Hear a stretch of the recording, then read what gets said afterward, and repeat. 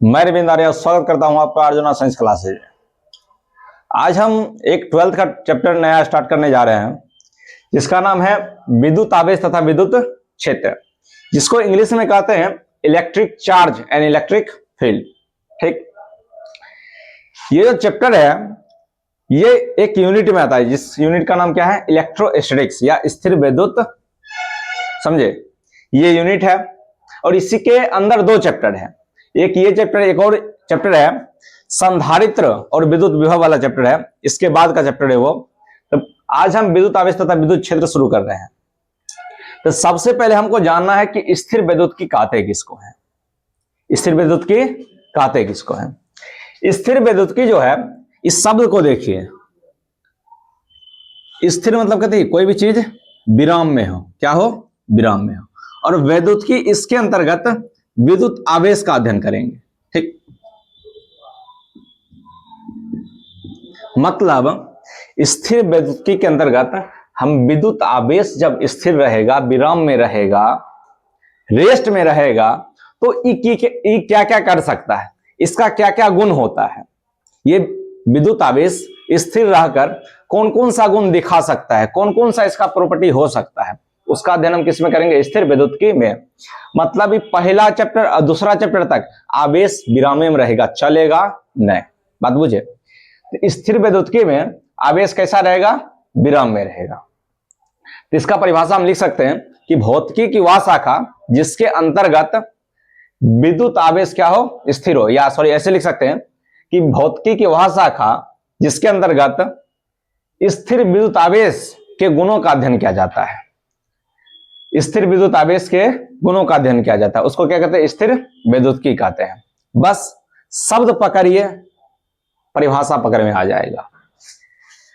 लिखते हैं इसका परिभाषा। भौतिकी की वह शाखा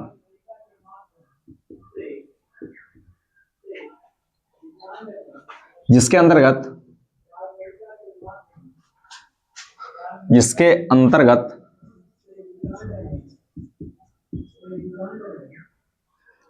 स्थिर विद्युत आवेश का अध्ययन किया जाता है।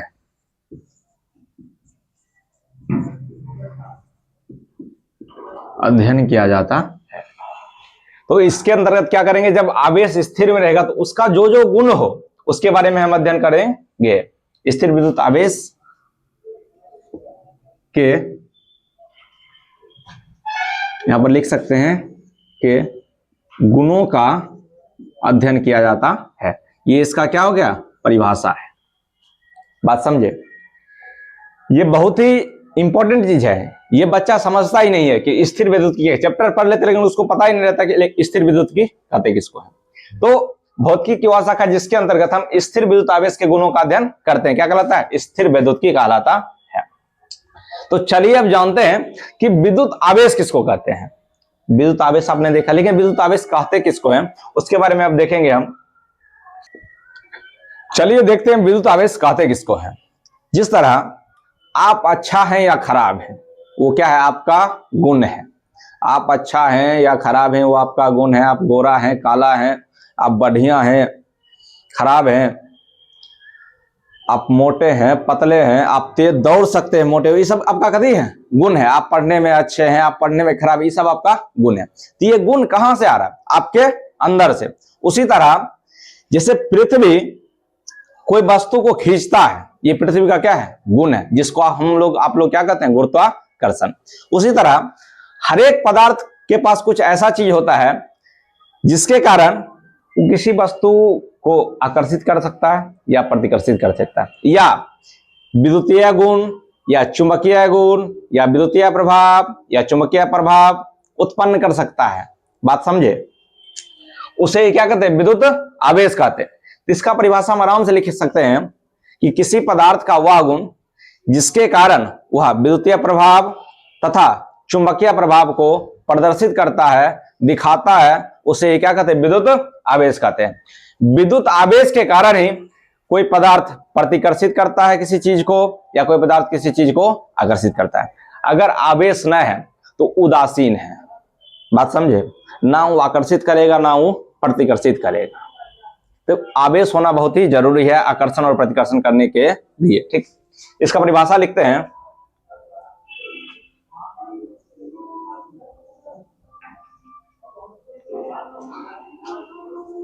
का वह गुण जिसके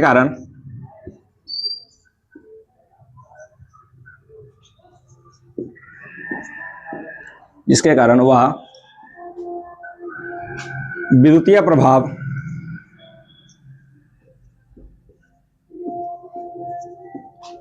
तथा चुंबकीय प्रभाव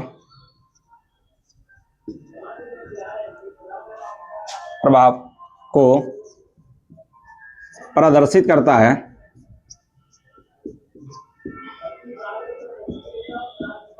करता है, उसे विद्युत आवेश कहते हैं।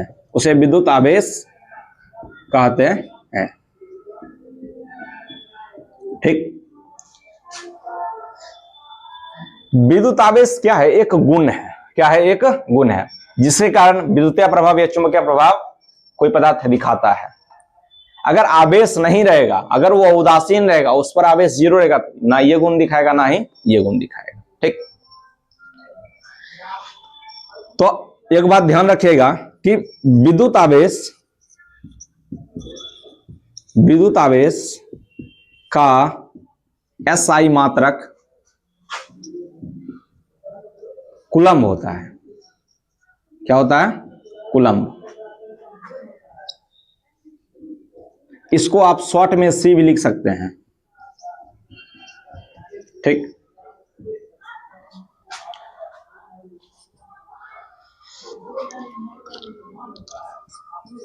विद्युत आवेश का विमीय सूत्र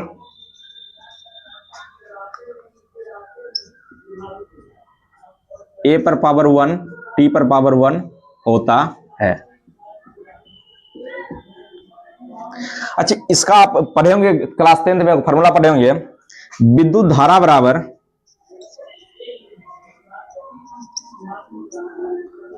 आवेश बटे समय अंतराल। ठीक, एक बात बताइए, ये भाग में है और इधर आ जाएगा तो गुना में हो जाएगा। बराबर के उस पर जो चीज भाग में रहता है, बराबर के इस पर आता है तो गुना में हो जाता है, और बराबर के इस पर आएगा तो आवेश का फॉर्मूला क्या बन जाएगा, आवेश बराबर विद्युत धारा गुने समय। आवेश बराबर विद्युत धारा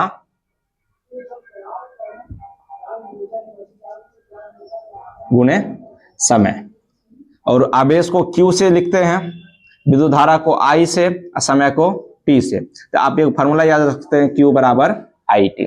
ये फॉर्मूला आप ध्यान रख सकते हैं, Q बराबर IT, आवेश बराबर विद्युत धारा गुने समय। तो इसका मात्रक एक और हो सकता है, विद्युत धारा का मात्रक क्या होता है, एम्पियर, और समय का मात्रक सेकेंड। तो आप इसका मात्रक लिख सकते हैं एम्पियर इंटू सेकेंड। तो आप ये भी लिख सकते हैं, विद्युत आवेश का मात्रक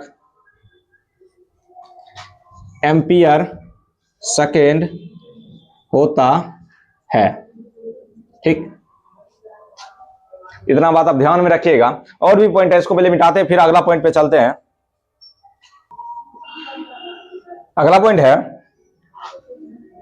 विद्युत आवेश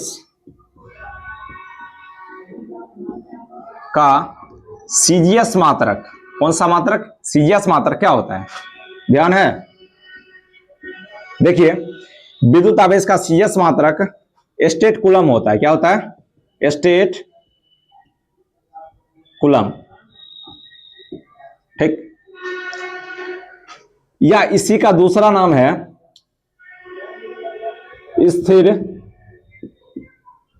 वैद्युत इकाई,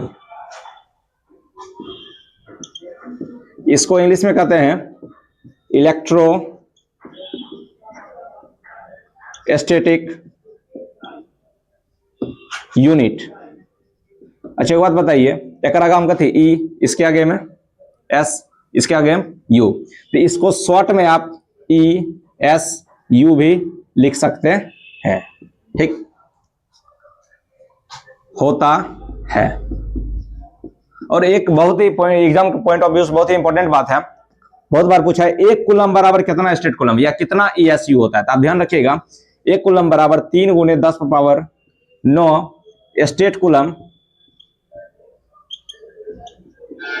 या ESU होता है, ठीक। अच्छा एक बात बताइए, एक कूलम बराबर इतना स्टेट कूलम, तो एक स्टेट कूलम बराबर कितना होगा, इस सब चीज जो गुना में है इधर इधर आएगा, कहां नीचे आ जाएगा भाग में, आप लिख सकते हैं एक ESU बराबर 1/3 × 10⁻9, ये प्लस में पावर ऊपर जाएगा तो माइनस में कितना होगा 10⁻9, और 1 में 3 से भाग दीजिएगा तो आप आएगा 0.33 गुने, ठीक। इसको आप ऐसे भी लिख सकते हैं 3.3 गुने 10⁻−10, ठीक, कूलम। ये बात भी आप ध्यान में रख सकते हैं।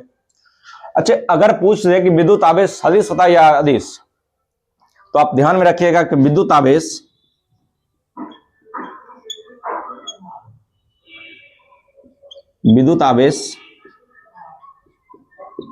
अदिश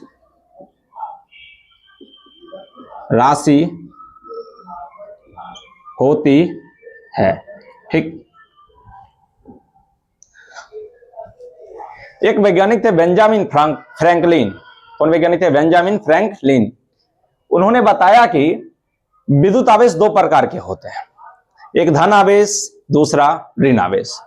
अगर कोई चीज इलेक्ट्रॉन का त्याग करता है, अगर कोई चीज, कोई पदार्थ, कोई तत्व इलेक्ट्रॉन का त्याग करता है तो उस पर उत्पन्न होने वाले आवेश को धनावेश कहते हैं।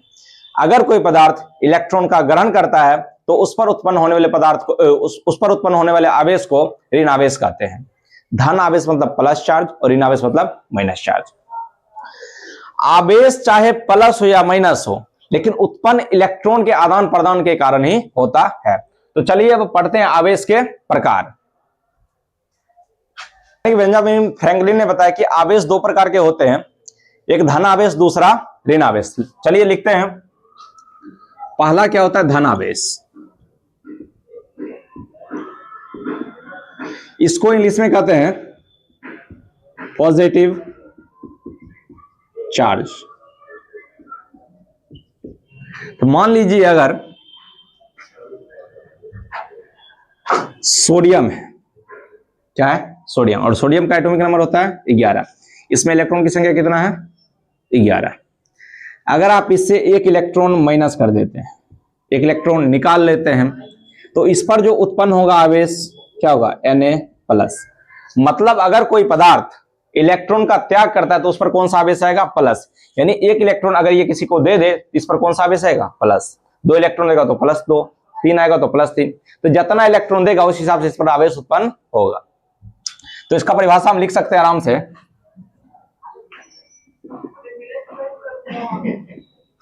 जब कोई पदार्थ इलेक्ट्रॉन का त्याग करता है, इलेक्ट्रॉन का त्याग करता है तो उस पर उत्पन्न होने वाले आवेश को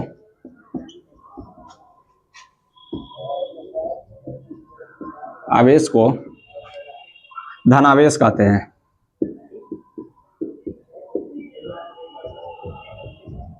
ठीक, जब कोई पदार्थ इलेक्ट्रॉन का त्याग करेगा तो उस पर जो आवेश उत्पन्न होगा वो कौन सा होगा, धन आवेश। अच्छा बताइए, धन आवेश अगर उत्पन्न होगा तो इलेक्ट्रॉन का त्याग कर रहा है, मतलब इलेक्ट्रॉन की कमी और प्रोटॉन की वृद्धि। तो हम लिख सकते हैं धनावेशित पदार्थ में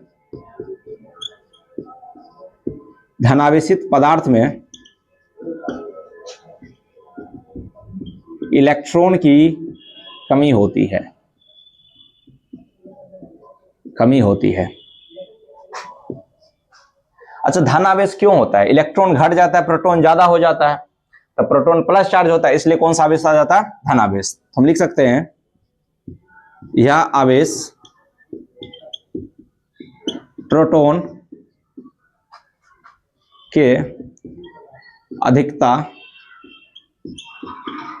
के कारण उत्पन्न होता है।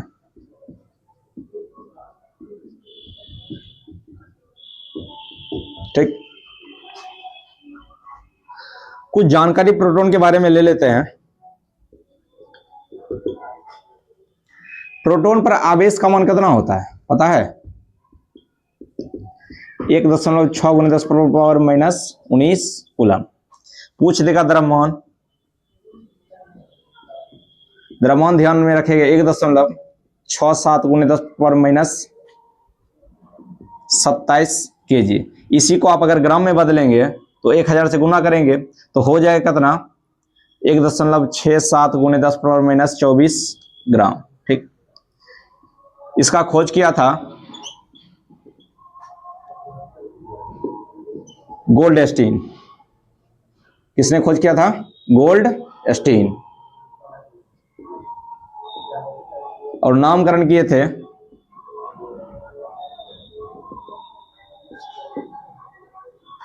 रदरफोर्ड। कौन किए थे नामकरण? रदरफोर्ड। ठीक, तो प्रोटॉन पर आवेश कितना होता है? 1.6 × 10⁻19 कूलम। द्रव्यमान कितना होता है? 1.67 × 10⁻27 kg। इसी को आप ग्राम में बदलेगा तो इतना होगा। खोज कौन किए थे? गोल्डस्टीन। और नामकरण कौन किए थे? रदरफोर्ड।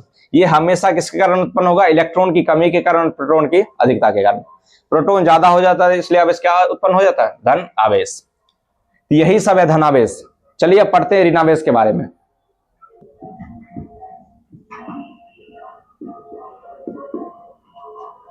इसको इंग्लिश में कहते हैं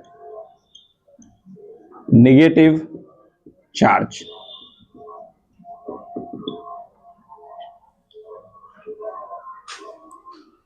चलिए देखते हैं ऋण आवेश को कि ऋण आवेश किसी पदार्थ पर कब उत्पन्न होगा। तो देखिए, जैसे क्लोरीन है, उदाहरण में क्लोरीन है और क्लोरीन में एक इलेक्ट्रॉन डाल दिए, एक इलेक्ट्रॉन ये ग्रहण कर लिया, तो इस पर कौन सा आवेश उत्पन्न हो जाएगा? माइनस, क्योंकि इलेक्ट्रॉन इसमें क्या हो गया? ज्यादा। क्लोरीन में 17 इलेक्ट्रॉन होते हैं और 17 प्रोटॉन होते हैं। एक इलेक्ट्रॉन जैसे लिया तो कितना हो गया? 18 इलेक्ट्रॉन और 17 प्रोटॉन। ठीक, 18 इलेक्ट्रॉन हो गया, 17 प्रोटॉन हो गया। तो इलेक्ट्रॉन ज्यादा हो गया इसलिए इस पर कौन सा आवेश आ गया? माइनस आवेश। तो इसमें हम लिख सकते हैं जब कोई पदार्थ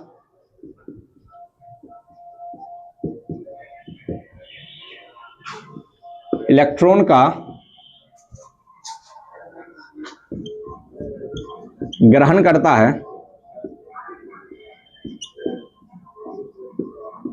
है तो उस पर उत्पन्न होने वाले आवेश को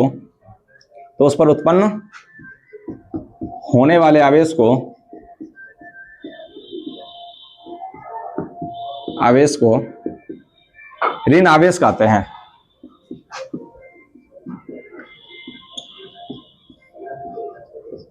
ऋण आवेश कहते हैं। ठीक,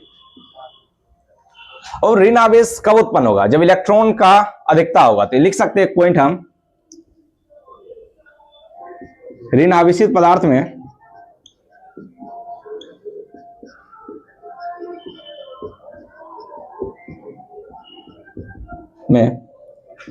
इलेक्ट्रॉन की अधिकता होती है। ठीक, और यह आवेश इसके कारण उत्पन्न होता है? इलेक्ट्रॉन के कारण। तो चलिए कुछ इलेक्ट्रॉन के बारे में जानकारी ले लेते हैं। इलेक्ट्रॉन पर आवेश का मान कितना होता है? जितना प्रोटॉन में होता है ना उतना ही इलेक्ट्रॉन में होता है, बस उसमें प्लस में होता है, इसमें माइनस में होता है। तो इसमें लिख लीजिएगा -1.6 × 10⁻⁻19 कूलम। द्रव्यमान कितना होता है इसका? 9.1 गुने 10⁻³ kg। इसी को आप जब ग्राम में बदलिएगा तो आप लिख सकते हैं 9.1 गुने 10⁻28 kg।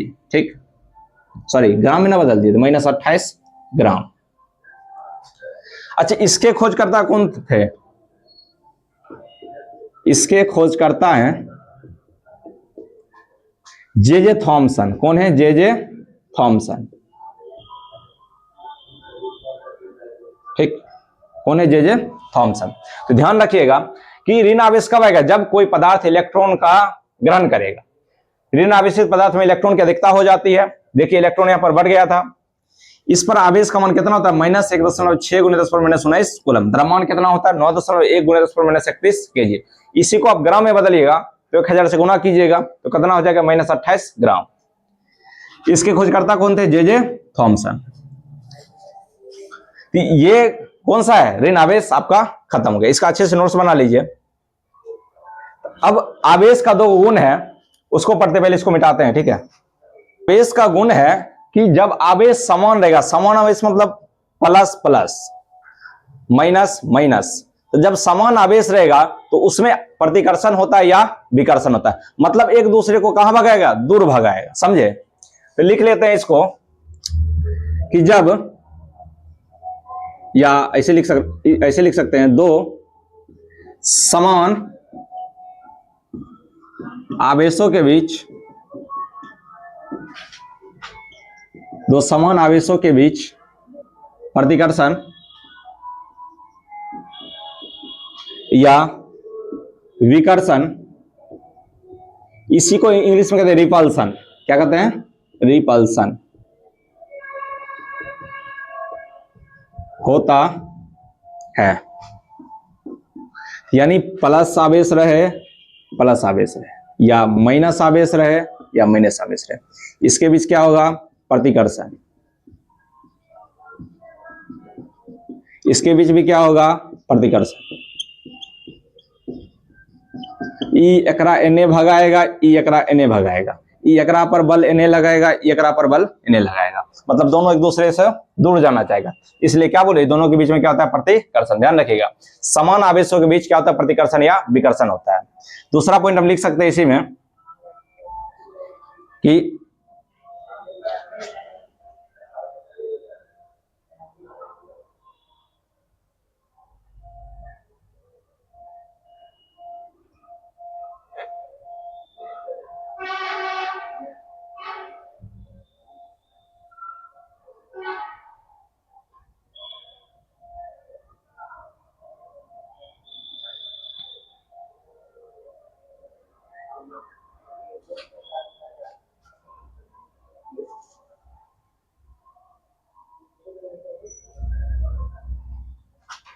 देखिए, असमान आवेशों के बीच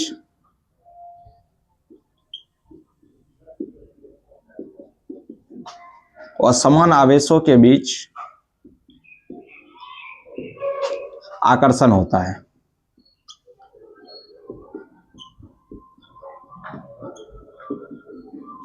मतलब लिख सकते हैं एगो प्लस रहे, दोसर माइनस रहे। देखिए अलग अलग है, तो अलग अलग है तो एकरा बीच कथी होगा? आकर्षण। या क्या? माइनस रहे प्लस रहे, माइनस रहे प्लस रहे।